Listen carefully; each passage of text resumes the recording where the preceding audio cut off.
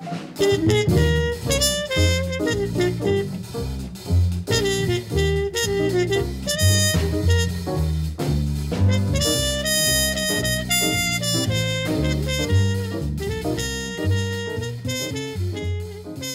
going to get started. I'm Janie Cohen. I'm director of the Fleming Museum, and we are delighted to have you all with us this evening for the Painted Word Poetry Reading Series. Because of the storm, the superstorm, one of our readers, Brenda Shaughnessy, is not with us tonight, could not get out of New York.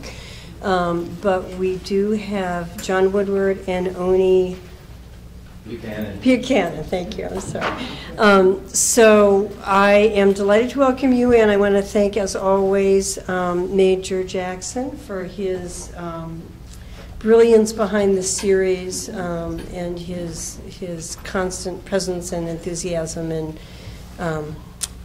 making it happen and bringing us really, really terrific readers from actually at this point the East Coast, not just Vermont. So please join me in welcoming Major, who will introduce our readers. Thank you.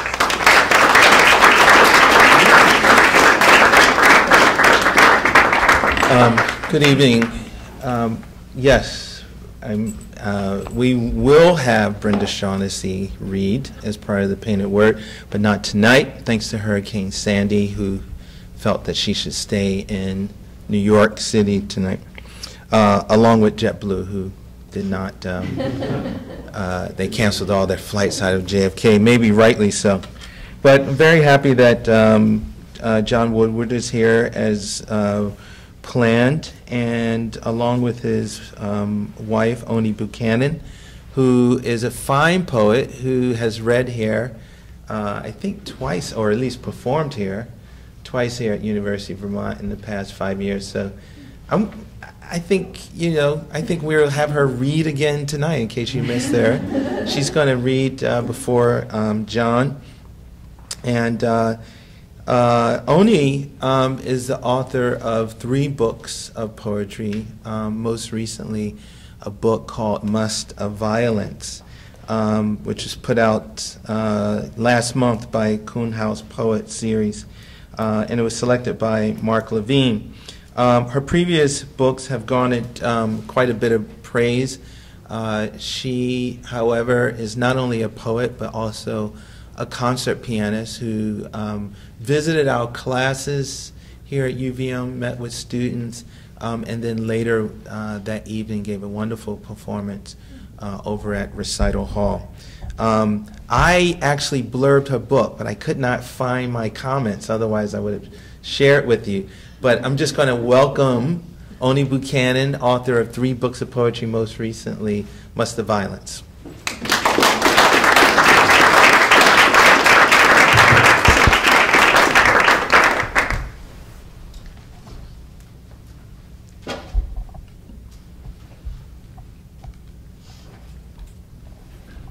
Thank you all, and thank you, Major, and thank you, John, for letting me jump in on your reading here.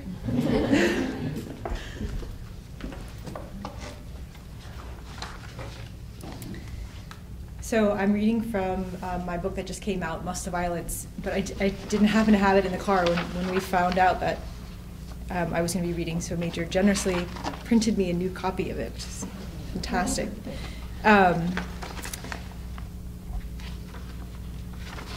And I will start with an autumn poem called When All the Leaves.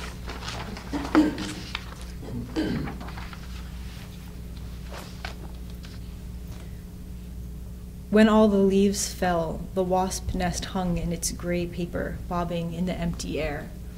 When all the autumn leaves fell, it was like the trees pitched their trash on the ground. The trees trashed everything.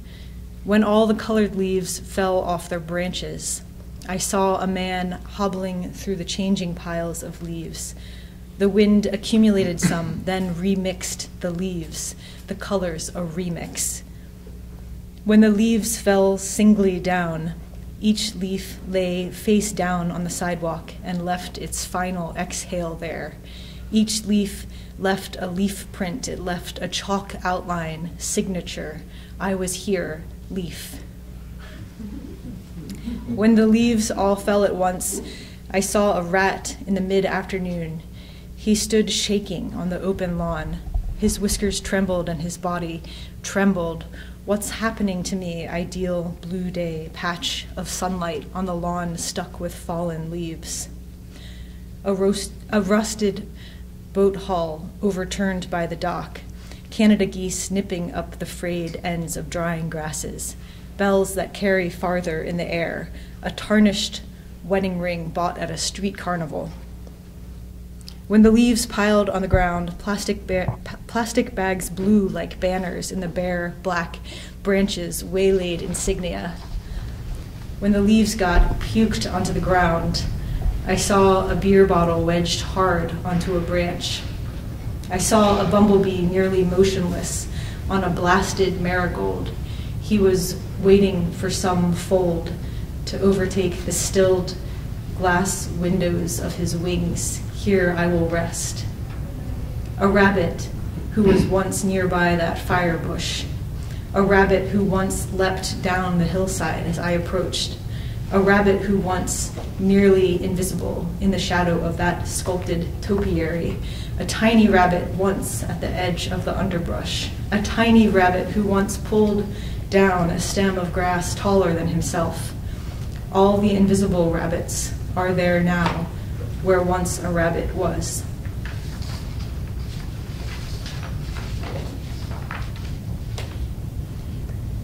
The Cheshire Cat. A visitor had abandoned his heavy luggage in the corner of my bedroom, leather suitcases unbuckled and various garments spilling out. Alone in my diaphanous and ruffled nightgown, I sauntered over to examine the strewn pile of clothes and bags, the wreckage. When I saw a small, furry, trembling thing, a creature, looking up at me from an incomprehensible knot of shirts, I held out my hands and it leapt into my cupped palms, a tiny Cheshire cat. A Cheshire cat, I thought. I've never seen a real one. If it bites me, that's extremely good luck, I remembered. I looked at the Cheshire Cat. A huge smile had spread all the way across its tiny face. It had beautiful white, pointy teeth, perfectly aligned. It looked at me like it loved me most in all the world. It glanced at my bare white forearm, exposed beneath a sleeve frill of my gown. It looked up at me again, and its smile spread even wider. Then it turned and executed an enormous chomp into my bare arm. It bit me, I thought, wild with joy and disbelief. This will be the luckiest year of my life.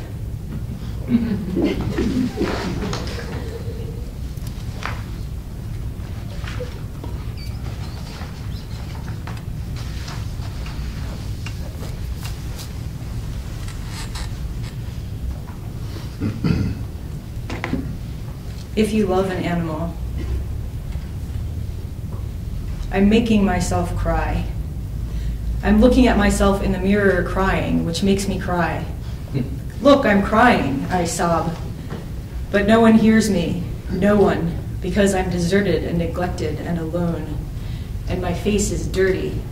I'm a tear-stained orphan, and my last meal was bark from a tree. If you're taking care of an animal, be careful not to drop that animal, I said aloud, people coming and going, and that little animal, and it's caged on its soiled cedar chips, shifting its cedar chips from one side of the cage to the other. If you're going to take care of an animal, remember to pick up that animal every day and not to drop it, I advised.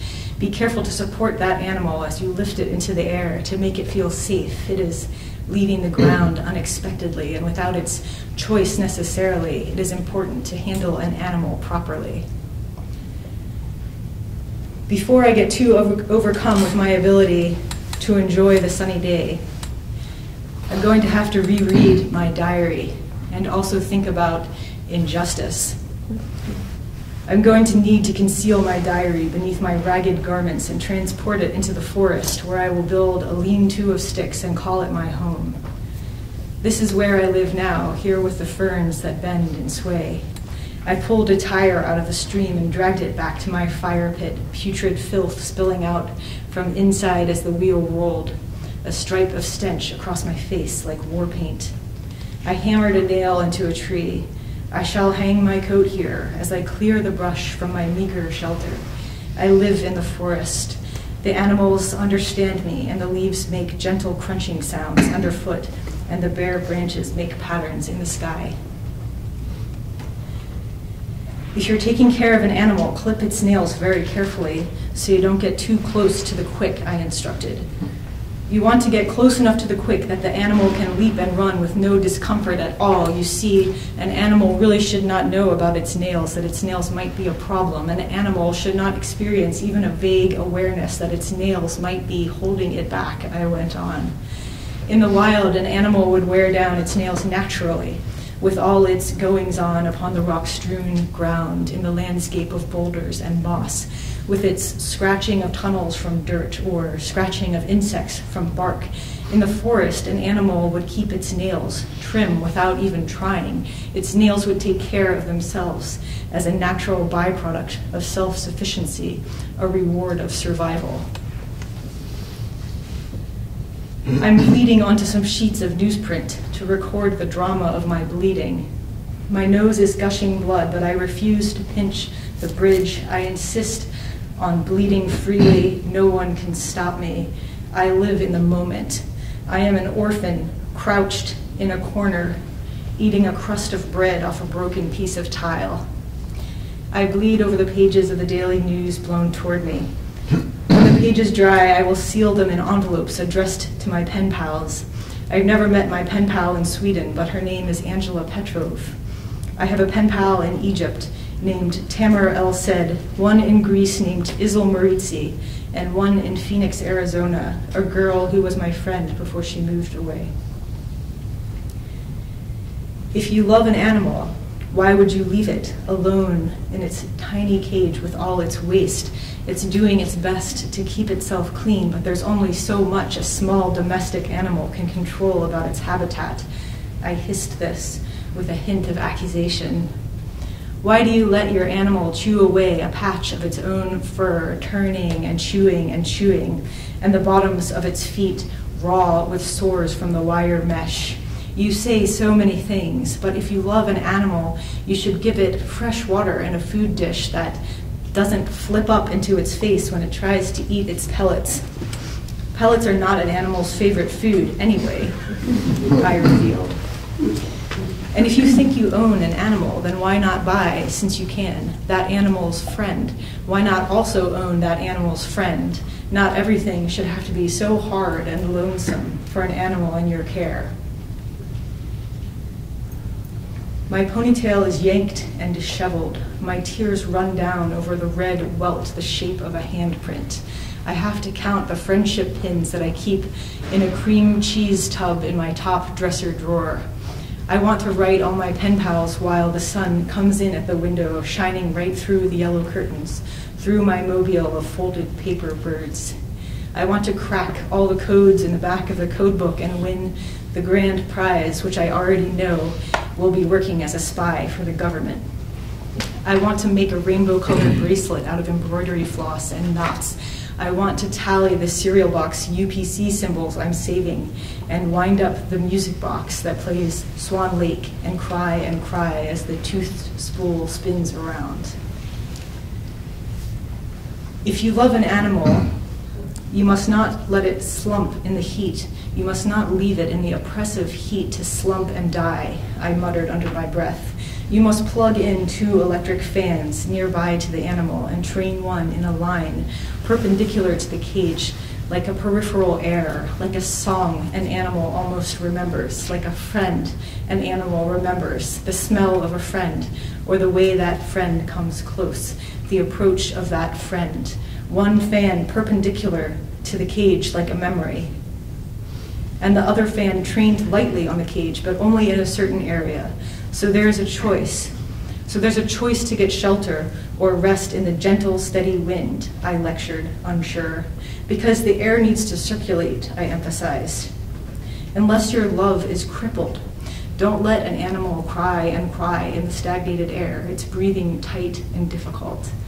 Unless your love is crippled, give an animal a large environment where it can exercise in the spaciousness of varied terrain. Welcome an animal into your daily household activities. Make an animal feel included. It's an essential member of the family. You want an animal to feel its life is worth something, I soliloquized. You want an animal to believe it can contribute happiness. You want an animal to be free in its expression of itself. You want it to be free to leap if it leaps, or to run if it runs. You don't want an animal to flinch or panic. You don't want an animal to scurry into its cedar hut when it sees you coming. You don't want an animal to cower or scramble.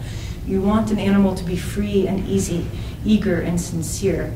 You want an animal to strive and explore and dare to be its best self, I offered. An animal wants to please you. An animal wants to live in your circle of light, unless your light is crippled, unless your love is crippled.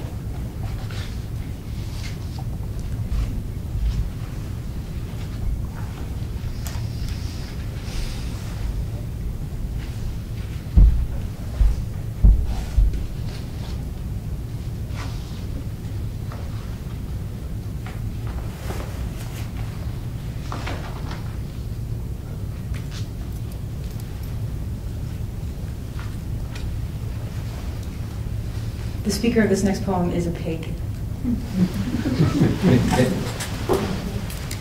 The occupation. You see, it really is a lot of work because there is a lot of mud, you see, especially when it rains so much like it has and makes mud upon mud, mud all the way down. And then it really becomes quite the occupation to move all that mud from one side to the other, to push all that mud back and forth, to sort one mud from another mud. I was an industrious pig. In my pen, I pushed a ball of mud from one end to the other. There is so much mud to distribute, and so much works against my perfect placement of mud, against all my efforts. It rains, and my piles of mud are destroyed, are rendered sloppy, festering pools where loathsome mosquitoes breed. At least I can wallow. But to make progress, to make any progress at all, one needs a certain substance to the mud, a certain texture, a structural integrity to the mud to build upon it, to build mud upon mud. I suppose I am all design, all strategy and design, all lofty, ephemeral dreaming, enchantment and charm, unlikeliness. The sun as a kiln could work for me if the sun worked at all.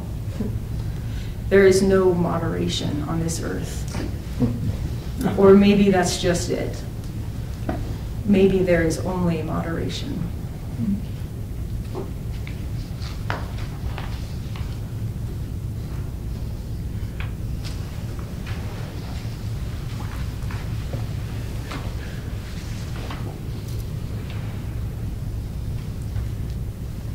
Jury duty. But of course the limits of our perception are so severe. I just don't understand how I'm supposed to sit for jury duty, and that somehow it's my duty as a flawed citizen to produce flawed judgments. Because you can't know anyone and you can't trust anyone, let alone yourself. Everyone has their own motives, and half the time they don't understand them. And that's why we're all in court in the first place. My blood is louder under low concrete bridges, in close passageways, in culverts, in the hillside. The fact is fairly obvious. I can go underneath the hill on my hands and knees. I can hide in the woods. Remember when you used to run away to the woods? I hope I never have to be the object of legal judgments, passed by a panel of people who don't question their ability to pass judgments. But mother, help me calculate my income taxes. I've got all the categories worked out and my QuickBooks file is entirely up to date. I'm talking to the minute accuracy. because I'm more organized than humanly possible. I'm superhumanly organized. And I'll just read one more.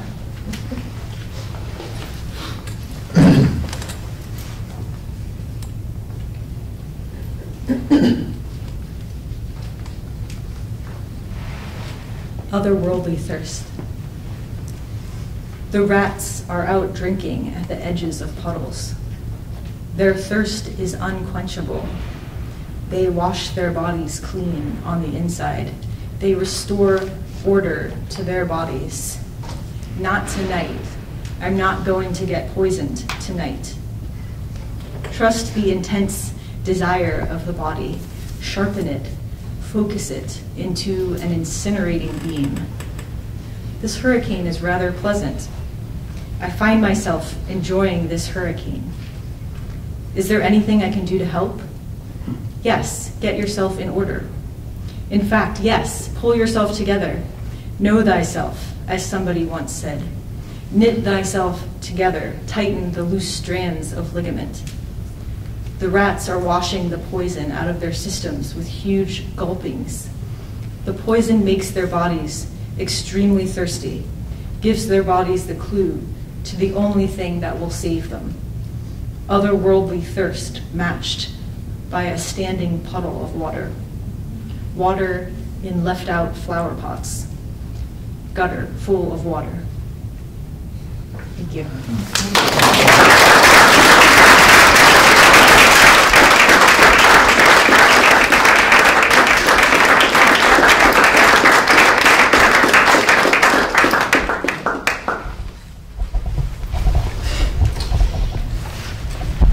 John Woodward lives in Boston, hails from Wichita, Kansas, works at the Harvard Museum of Comparative Zoology. John Woodward is the author of 3 books of poetry: Rain, Wave Books, Mr. Goodbye Easter Island, and most recently, Uncanny Valley. His visit, interesting enough, comes in between 2 historical periods. My very smart graduate English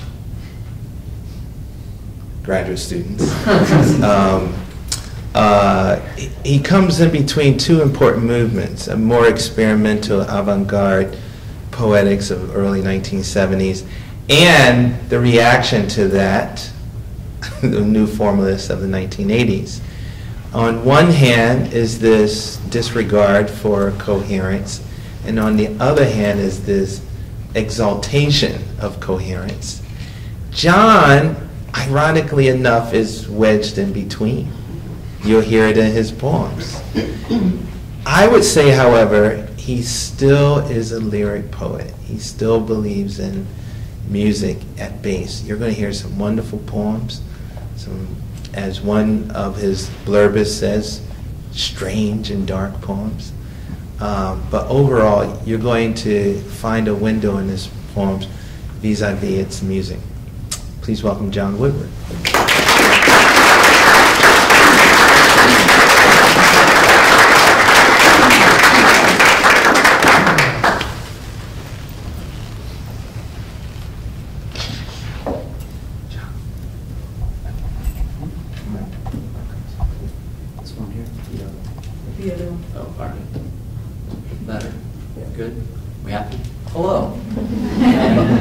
I'm so happy that you're here, and I'm happy that I'm here. This is going to be awesome. Turn it up. This one? Aiming towards me? More? Good? All right. Okay. So I'll read a little bit from this book, Uncanny Valley. This is my new book. Are you all familiar with this term, Uncanny Valley? Anyone is not? I see people shaking their heads. The idea is this term was coined in 1970 by a Japanese roboticist who was doing research into human and robot interactions, how people reacted to the robots that they were encountering. And he found that as the robot became more and more lifelike, or more like a human being, the actual human being was able to empathize better, up to a point. When the robot was very lifelike, but there was something about it that was still slightly off, it actually became repulsive and horrifying to the person.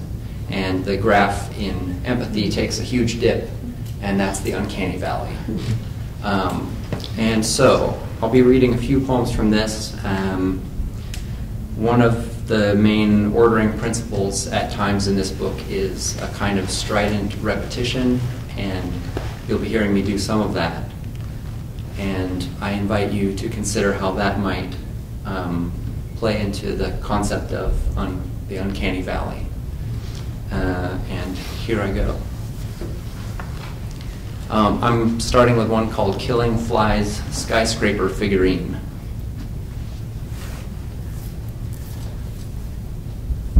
Not sky blue or powder blue or baby blue or robin's egg blue, the thought of killing flies starts to be written in you. In what blue are its mirrors, and what girders right in its shadow down, and reflected, whose mirror reflects them? A tiny friend of me who looks like me, or rolls back the rolling contours of the lens, or not lens, the contours are wrapped around a lens of the contours wrapped around. Write down all their deaths, slam the flesh of his hands together, a deified sound, a thunderbolt, to whom and under what blue? What light wrapped around the lens, the girders wrapped around a lens of the girders wrapped around a lens of the girders wrapped around? And this is how I should feel. No listen, no never listen, no pause and listen and never, never listen. No, these dots before my eyes and in my eyes should feel, should.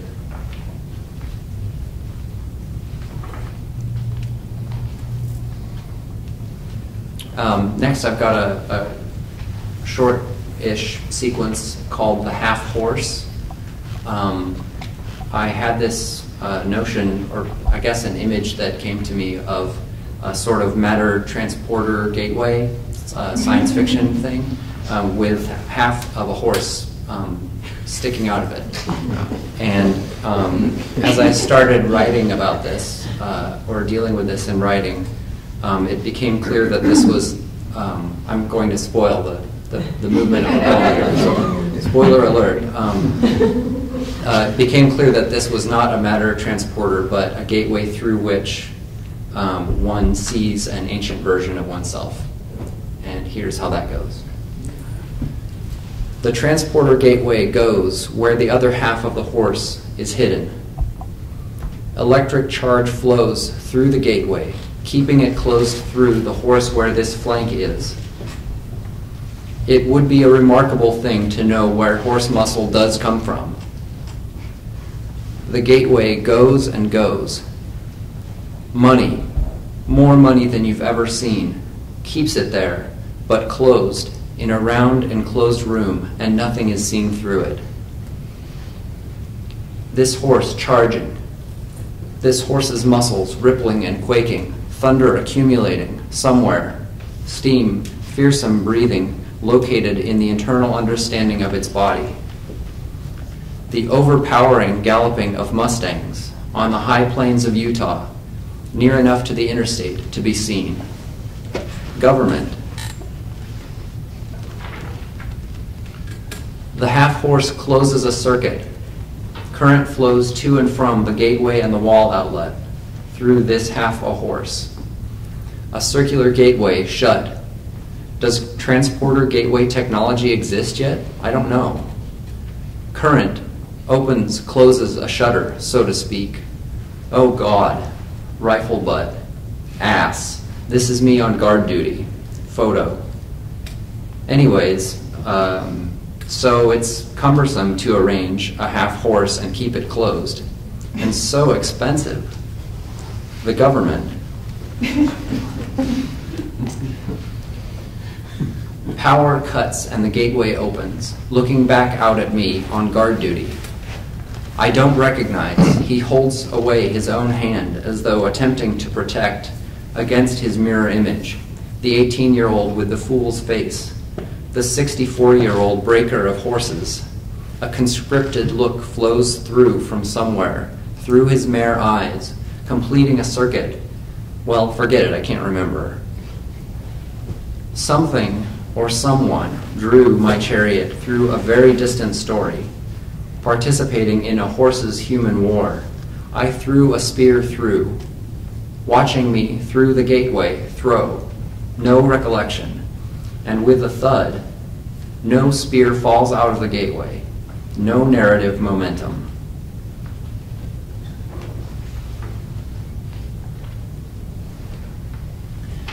Aesthetic experiences are all I have.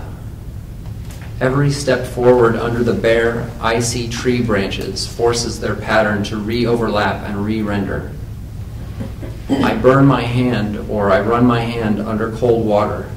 I walk my hand around in freezing February. I fold up some origami and I cut the vegetables for dinner and I try to retrace my thoughts and other people's thoughts. They'll look back through the gateway and instead of aesthetic experiences, they'll see mostly first-person pronouns, snuck through the gate in a false horse. They snuck themselves back in the future. They're silent. Put my hand outside a real horse. Revision amasses themselves. The rioter's one word and arm is designed to fade into unreason, the homemade shield. Revision will never touch. Revision will touch it and change it there. The Congress building comes down of itself. The name burns outward the spiral pattern upon waking. Wake, the excrement of the dream. Punch numbers, the name said opposite oneself into the telephone microphone in the telecommunications era. Awoken at street level, the elevator held to the head, floods open with people.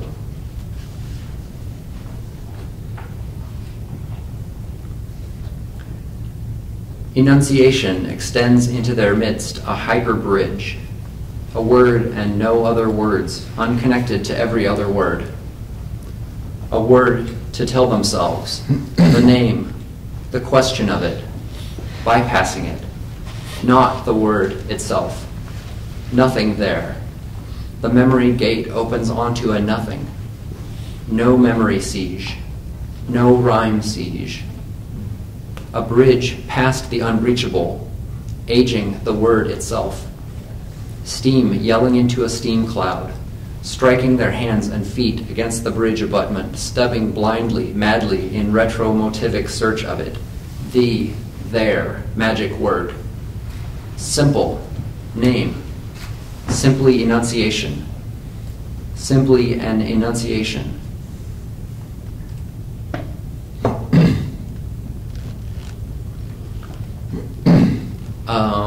Next is one called Heard, Half Awake, August 14th, 2009. And the title is True.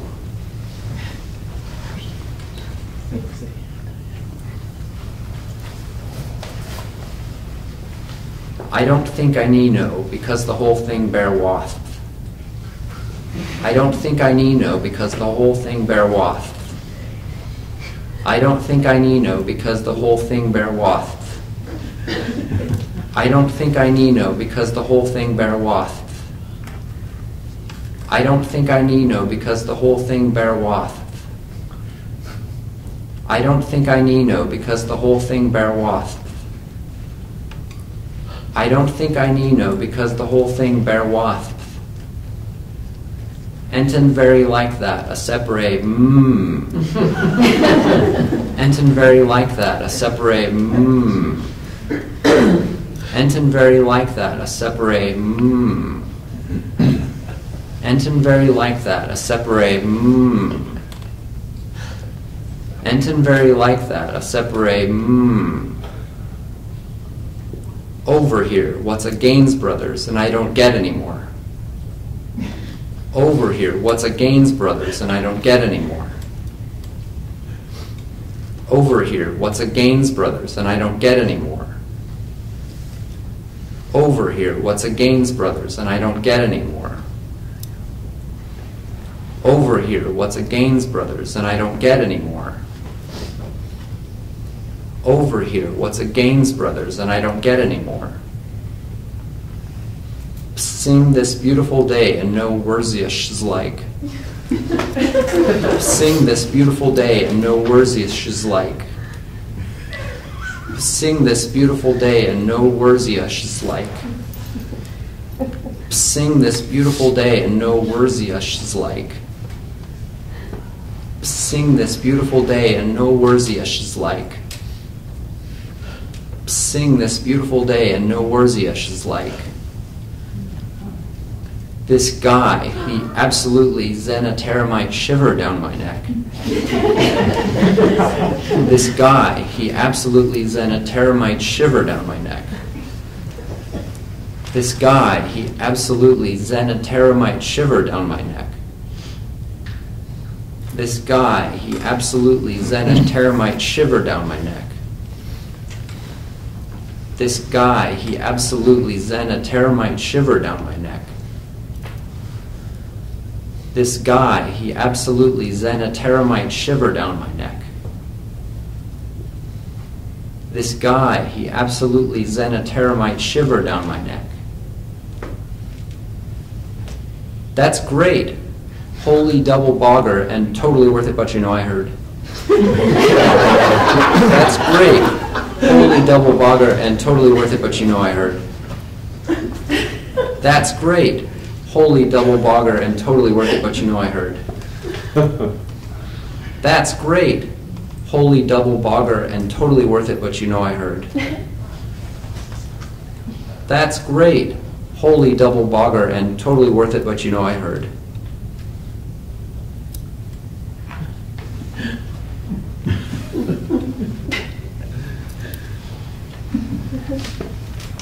In some ways, that's about as far out as we're going to go.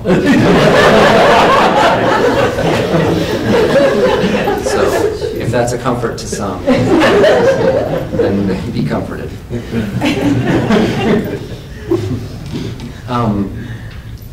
This is called Between Identical Cities, a Reminder. Until the heart dissolves into the bloodstream, as city walls and tunnels slump and dissolve, with the sudden return of the river to its ancient bed. Echoing, echoing as he sang. My captor sang inside my voice, and inside his I crawled and broke, and break the bloodstream, hang the raindrops, round and in between us spoke, the turning of audio tape inside out, a sandstone canyon a person squeezes, down into, out of the sunshine, the moment your eyes need to adjust. A dark and dark red sandstone canyon, acting as a natural aqueduct between the old city and the new city, the echo of running water.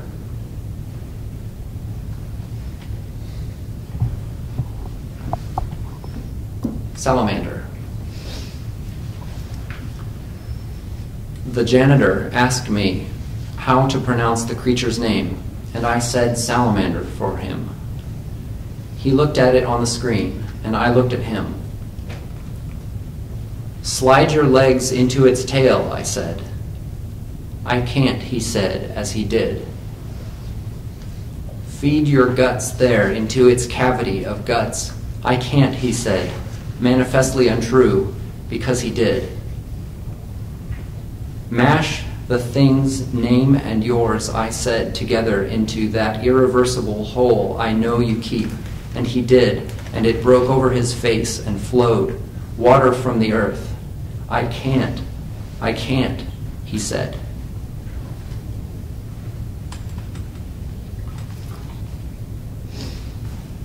So,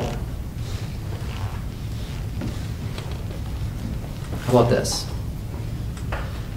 I want to read you some or all of this this, which I have here, which is fairly new to me, and it's called, as of today, 19 sets of instructions for movement games for one or more players, which can also be a commentary track to the movie 2001: A Space Odyssey. Poems.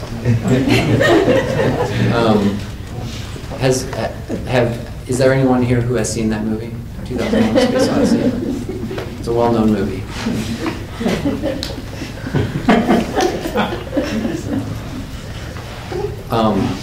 I'm awfully fond of this movie. I totally recommend that you watch it. It's the best one there is.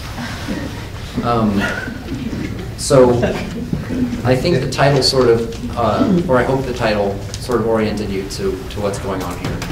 What I mean by movement games will either become apparent or not. If you haven't seen the movie, that part's going to be out. So you might just have to enjoy these as poems. If that's possible.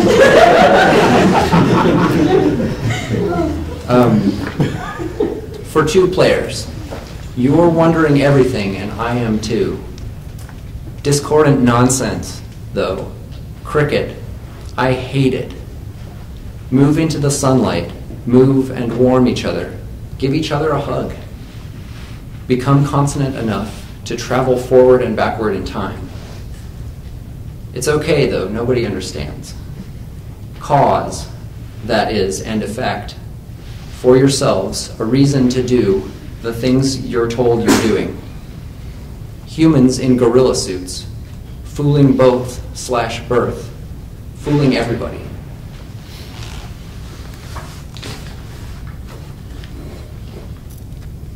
For 4 to 6 players, one must escape. The playing area comes to a halt like a merry-go-round, except that it's oval in shape. The others must not get away, but must mirror the actions of the escapee.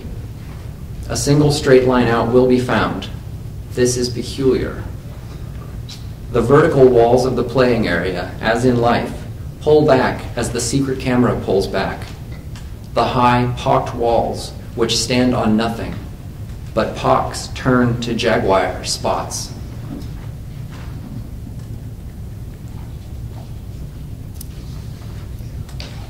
For as many players as it takes. Mass in the center of what? Stand and be commanded. Be a door which can't be imagined being passed through. Is that a sequence you thought your way into? The end. For one quadruped, then biped player. Yes, something has died. One of those four-legged grass munchers, making bones out of grasses, making desert of a bone-headed chaos. Grasses can neither speed up nor slow down. Suspended in a button made of a bone moment, the moment he has only to hammer down to light the iris which is light, forward. There. For 5 players or more. Yeah, beaten to death. Another all-consuming, they all consume moment. One of you stands still, not knowing what it means. Oh, wait.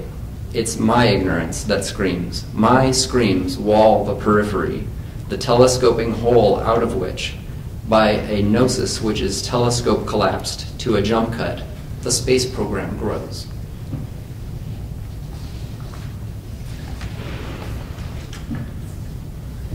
Special effects put me to sleep. I can sleep there, in a simulated space. Easy game for a number of players equivalent to the number of people reading or hearing this. I realize that's kind of unflattering to me if I'm putting people to sleep. For 4 players, the stage is bowl-shaped. They call a meeting to interrogate the mystery, which pools in the middle of the stage. They're up to their ankles in it. Just wait. What if it turned into Heart of Darkness all of a sudden? Weird. The dialogue is arranged in a standing invitation. Come on, come and get me, the arrangement of cameras seems to say, on the far/our side, where none can get to them, seemingly to shut them off. One of the players is the viewer, the spiky, bristly arrangement of old fisheye cameras gushing freely, bending the stage. Climb upriver, salmon. Shut the madness off. Umpteenth model planet. No fair. They go anywhere. Their heads are planets. This is for 3 players and a timpani. Oh, I get it. They affixed the camera to the set and rotated the set. Planetary Motion has a lot to learn from this. Sort of. Like I said, not fair. Oh well, so weird. The light keeps coming in from different angles. Sharp angles. The planets start sharpening their own light.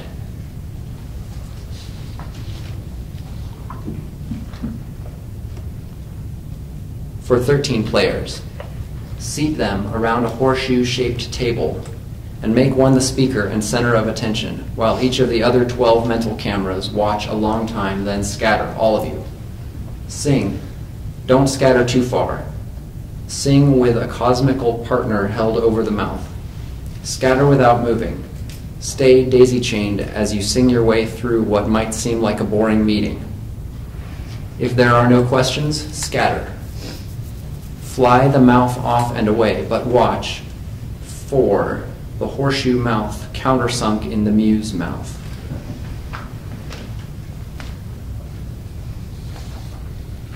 For 2 players, you and me. I'm riveted as the earth circles the twin earth, and I call you again and again to mind. I look into the viewfinder to see what I'm doing. The ways in which the viewfinder doesn't equal you add up to me. I'm ashamed that there was that time I fell asleep to your movie, and that I'm as riveted right now as ashamed. For 1 player, stick a bulb on the front end of the long stalk of the lyrical impulse. Now that's dumb looking. No, I guess it looks okay. Lord in heaven, it looks amazing. Lord in rotating cylindrical heaven with a camera following him around. Insert found footage of the back of God's head. Make the body a wheel. The wrong end of it.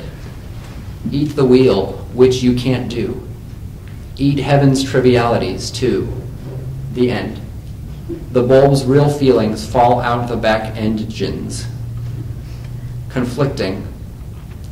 Lots of time elapses here. Music. Trivialities. Happy birthday. Thank you for a very enjoyable game. Which is what Hal says to the astronaut Dave. Hal the computer says to astronaut Dave when he beats him at chess. Interlude on cameras and on how to film or how to shoot a turn-based game. Let some computer algorithm choose the shot. Or let the computer's computer opponent choose. The opponent crunches the numbers. The number computer loves puns and makes a dumb pun out of the shot. Make the chessboard look like the checkered floor, also cut rapidly between humans' sweating brow and the Mona Lisa cutout taped to the computer. And make a pun on mainframe just by saying the word. Say it. Can computers say, though? Actually do what you, computer, want. I don't care.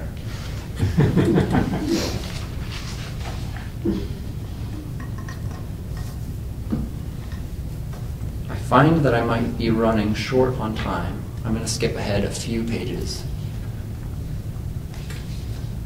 Things don't go so well for the astronauts aboard the ship.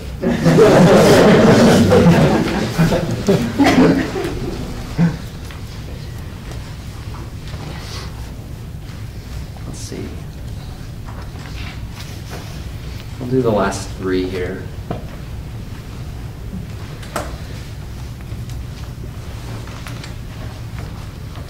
For a large crowd, blink and be motionless, silent. Carry one of you off in zero gravity. Your longtime friend and collaborator disappears into the distance. Clunky, cumbersome, ill-fitting, never isometric, never the floating world, except the voice coming from everywhere.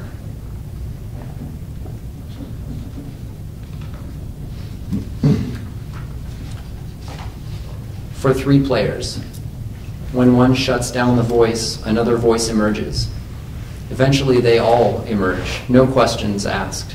Electronically manipulated historicity static clung to the panning camera's pan, trying to jerk it backwards in time. No motion to the voices, but a multivalent tumbling symbolism out of and toward view.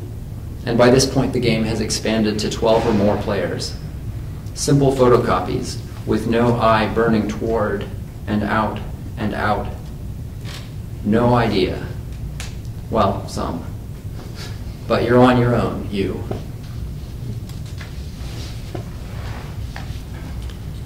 An old man lying in a bed where the veins are, which never reappear.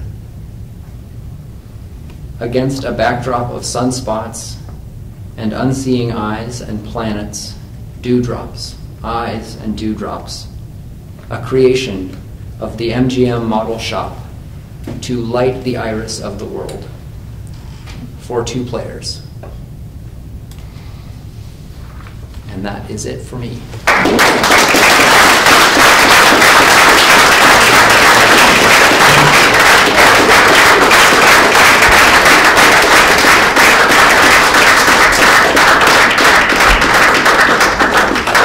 So we have an emerging tradition of asking a few questions of our guest poets. And I'm tempted to go first, but I'm going to refrain.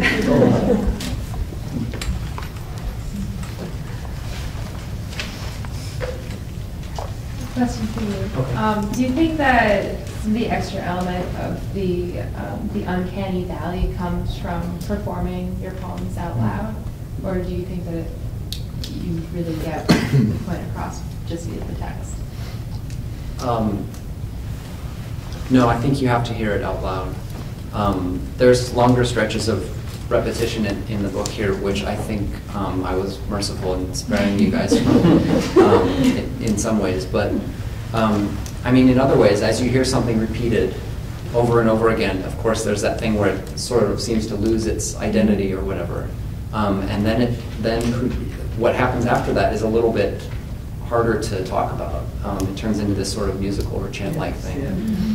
And really not only reinforces the defamiliarizing effect, but puts you closer in touch with it in a different sort of, or sort of more musical way, I think. So I absolutely believe you have to hear it out loud.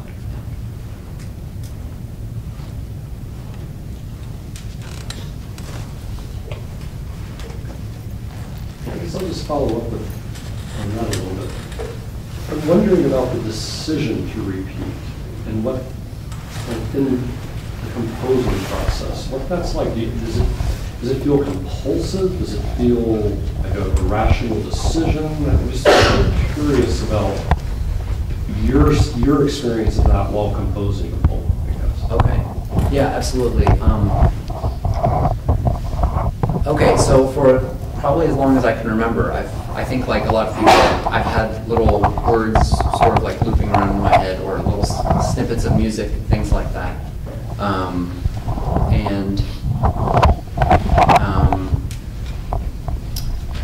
I had sort of ignored those for the purposes of poetry. I had a dream, or a sort of half-waking dream experience, I guess, which you heard recorded. I mean, I read the poem of it. I just wrote down verbatim what I woke up hearing. It's nonsense, but as you repeat it, it undergoes that change. So that was sort of a turning point for me in working on the stuff that's in this book.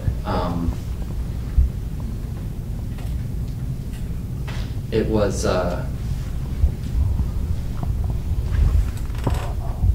the switch for me was from trying to ignore this persistent, obnoxious, rolling, repeating, whatever, of words in my head, and going from that to looking at it as material and as something that is actually maybe more deserving of my attention than I had originally thought. I also noticed in, when I've tried to learn a foreign language, a lot of times I've had a very similar experience with words sort of repeating themselves to me after a day spent trying to speak with native speakers of whatever language. The difference there being that I would hear the sort of rising and falling contours of sentences minus any words or semantic content. I would just hear like sort of empty sentences, which was really interesting to me. So I think there's this language infrastructure that is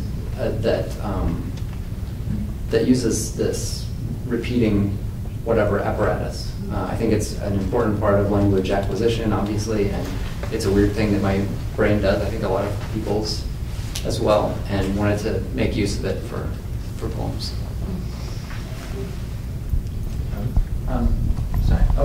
Specifically in Uncanny Valley, you use vertical bars, but you use vertical bars to connect, like to almost bracket lines, but you also use them with in lines to kind of separate. So is there a connection there, or is the reader supposed to intuit how to interpret those bars?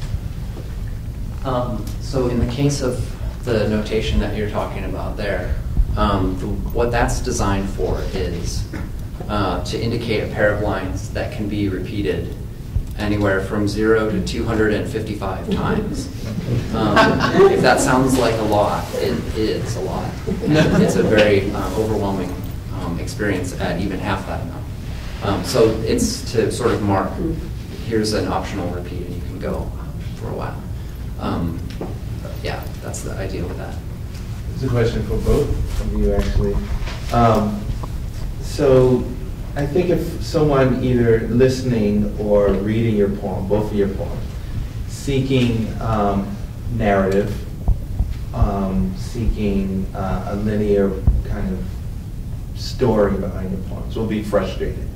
And you both are kind of very well aware of that and are, seems to me, participating in a discussion of avant-garde or experimental poetics and art. I'll put art out there as well.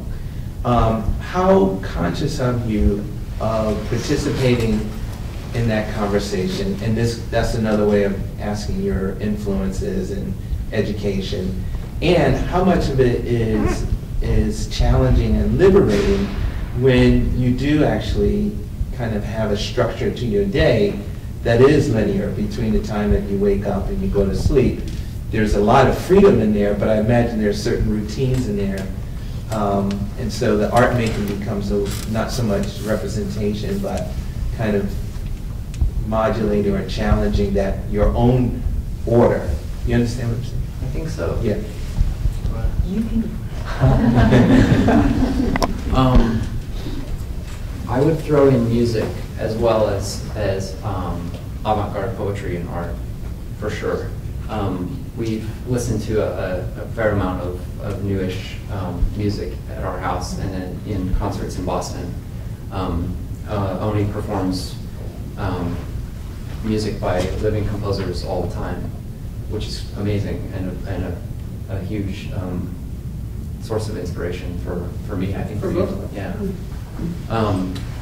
So in a lot of ways, I think what we're working on is responding to ideas that we get from hearing structures in the music, which leads me into answering what I think was your second question, which is however conscious we are of challenging notions of linear narrative or not. I mean, I use linear narrative like I use anything else, I think. I mean, I feel free to do that, or to not.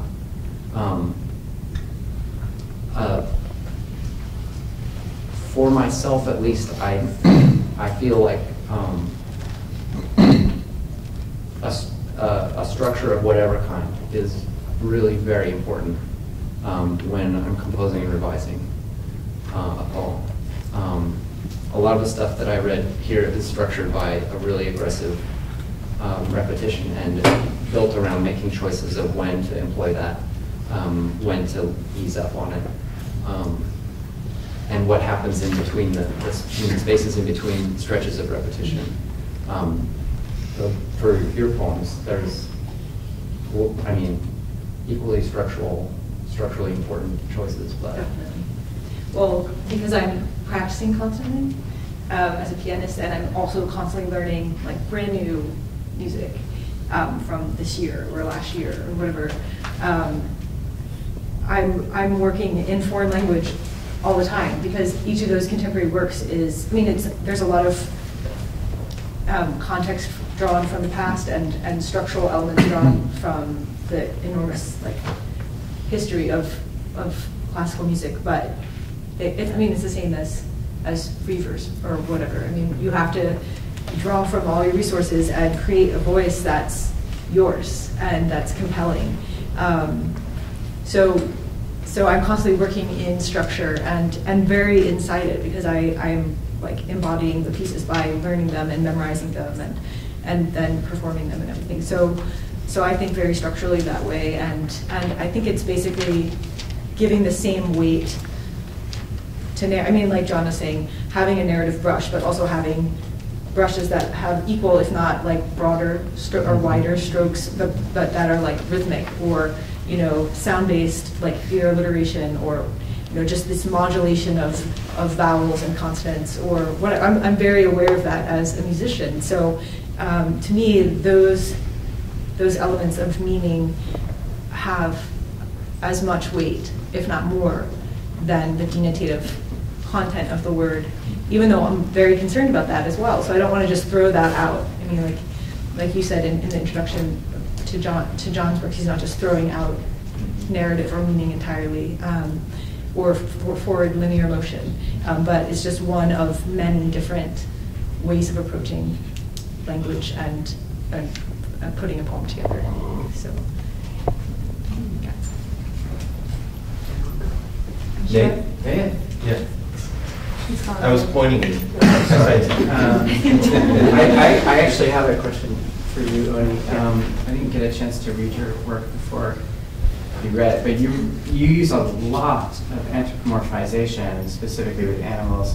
You know, with the rats and the cat, and even the leaves, I feel like, are anthropomorphized, and there's this value to being seen by an animal. In fact, you write, you want an animal to see you. Yeah. I mean, I guess it's a terrible question to ask. Why do you do that? But explain your poetry. I don't know. I mean, I do that with everything. I mean, it's very difficult to get through a day for me sometimes. With like every object has its own, you know, it is every object to me is like personified in a way, or, you know, I feel terrible if I don't eat one tomato, you know what I mean, and I ate the other ones. Like that one had waited its whole life to be eaten, you know, like, and it's like this tragedy for me if I don't finish all the beans on my plate, or, you know, just. Yeah, I come away with this feeling of this incredible need for affirmation, and often in a painful, bitten way. Interesting. Which is so. Interesting that that you, or this poet, or whatever, has this connection with the outside world, which needs to be reflected back to feel real. I think it's more about communication than affirmation for me, and having these connections with all kind of living creatures, and it's a different kind of language because, of course, it's an unspoken thing, you know. But you feel that you understand an animal, or that an animal understands you, when other humans around you don't, or something. You know, you feel like you have a connection to this tree, or, you know, this particular patch of flowers, or whatever. Like, there's some strong bond where you're recognized and you recognize, you know, whatever the other party is. And it's more about that, like that bond, than about an affirmation. So it's like a communication and a relationship that's not with another human participant for me. So One last question, Ben? Yeah. I was just going to say, would you say something about the repetition in your poems? Because I was very struck by that, and it seems very different. And obviously it has some musical and patterning elements, and it creates an insistent quality. And Yes. it's often involved with instructions of some kind. Oh, interesting. Yeah, well, that was that one poem, if you will, an animal, Well, that one urging to especially, kind of instructions. Yeah. But, yeah, I definitely am obsessed with repetition as well. And it's great that we have totally different approaches to how that manifests in our work. We write, this is a side note, but we don't show each other our work at all until we feel that we're done with, the poem, so that we're not interfering with other person's mind. But yeah, so our use of repetition is totally different. I think that I didn't read a lot of poems that have very insistent repetition. Like there's the title poem, Must of Violence, is like must of violence, must of violence, must of violence, must of violence. Every line starts with that, and then it'll suddenly switch up to unless a machine, unless a machine, unless a machine, unless a machine. And I have that mechanical obsession too, and which is similar to Uncanny Valley. But like that, it makes you. It is a slightly different use of repetition in that it's about endurance a lot of times. Like how much can you endure? And that poem is like how many hits, how many hits, how many hits. So it's an aesthetic kind of violence that's brought about through repetition. And in that case, and in some of the other cases in my book, there's plenty of other just straight repetition where it's like how much can you bear of it. And speaking of small animals that have voices of their own, the central poem of the book is called Little Pig, and it's like the speaker is entirely obsessed with a guinea pig for like 18 pages or something, and just talking to this little pig, little pig, little pig. But the kind of words that repeat in that poem are the most mundane words, and it's like little, little, little, pig, pig, pig, and that's a nice ribbon, a nice ribbon, that's nice leaves, nice lettuce, nice this and that. So the word nice and the word green and the word, these tiny, tiny words, sweet or whatever. And that accumulation is in contrast to some of the content, but it's also like about how just the mundane words build up into this kind of unbearable reality that's in conflict with the unbearable reality that's in the denotative meaning of the poem or something. So it's always in counterpoint with whatever the content is, and the use of repetition changes. It's not just all violent or all about endurance, but yeah, it just depends on the poem. Well, thank you.